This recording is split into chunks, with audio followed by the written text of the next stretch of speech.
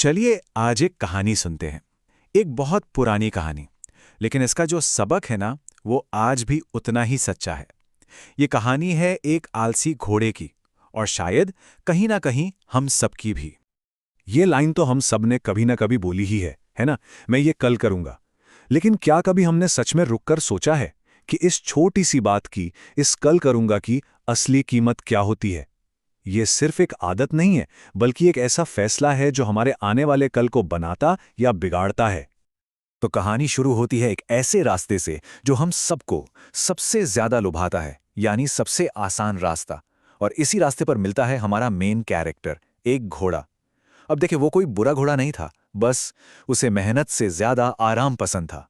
वो हमेशा आसान रास्ता ही चुनता था। और ये आदत, ये आराम की चाहत, क्या हम सब में थोड़ी बहुत नहीं होती?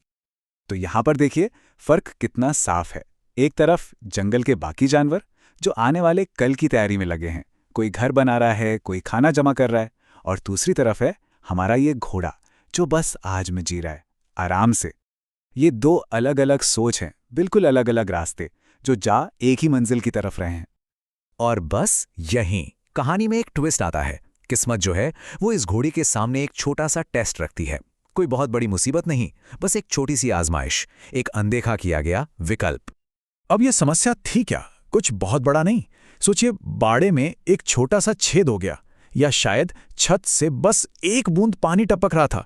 मतलब इतना मामूली काम कि उसे फौरन ठीक किया जा सकता था। और सबसे मजे की बात पता है क्या थी? इसका जो हल था, जो सोल्यूशन था, वो भी उतना ही आसान था। कोई घंटों की मेहनत नहीं चाहिए थी, बस कुछ मिनटों की कोशिश ही काफी थी। लेकिन घोड़े ने क्या चुना? उसने चुना आराम। काम को छोड़कर आराम को चुना। भविष्य की फिक्र करने के बजाय उसने उस पल के सुकून को ज्यादा जरूरी समझा। शायद उसने भी मन में यही कहा होगा, अरे छोड़ो, इसे कल कर लूंगा। और बस उसी एक पल में, उसी एक फैसले ने उसके आने वाले कल की पूरी कहानी लिख दी। तो उस कल का क्या हुआ? वो कल आया एक भयंकर तूफान बनकर। जिस चीज को टाला जा रहा था, वो एक दिन एक बड़ा संकट बनकर सामने आ खड़ा हुआ। और ये वो वक्त था जब नतीजों से भागना नामुमकिन था। और इस पूरी तबाही की जड़ क्या थी? सिर्फ एक चीज, सिर्फ एक अनदेखा किया हुआ काम। वो एक छोटा सा काम जिसे बस एक दिन के लिए टाला गया था, उसी ने उसके नसीब पर मुहर लगा दी। ये बात हमें एक सीधी सच्ची हकीकत दिखाती है कि कैसे एक पल का आलस एक बहुत बड़ी बर्बादी की वजह बन सकता है। तूफान तो चला गया, लेकिन अपने पीछे छोड़ गया एक भारी बोझ, पछतावे का बोझ। और अक्सर ऐसा ही होता है ना, असली बदलाव जो है वो किसी बड़े संकट के बाद ही शुरू होता है। तो ये कहानी सिर्फ एक गलती की नहीं है, बल्कि उस गलती से सीखे गए सबक की भी है। तो ये सीखने का जो प्रोसेस है वो होता कैसे है? इसके 3 बहुत जरूरी स्टेप्स हैं।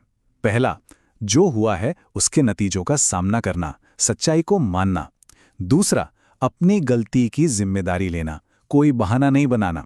और तीसरा, सबसे जरूरी, भविष्य में बदलने का खुद से पक्का वादा करना। देखिए, ये रास्ता आसान तो नहीं होता, लेकिन बहुत जरूरी होता है। तो आखिर में इस कहानी से हमें क्या सीखने को मिलता है? ये सिर्फ उस घोड़े का सबक नहीं है, ये हम सब का सबक है। क्योंकि ये कहानी किसी जानवर की नहीं, बल्कि हम सब की फितरत की है।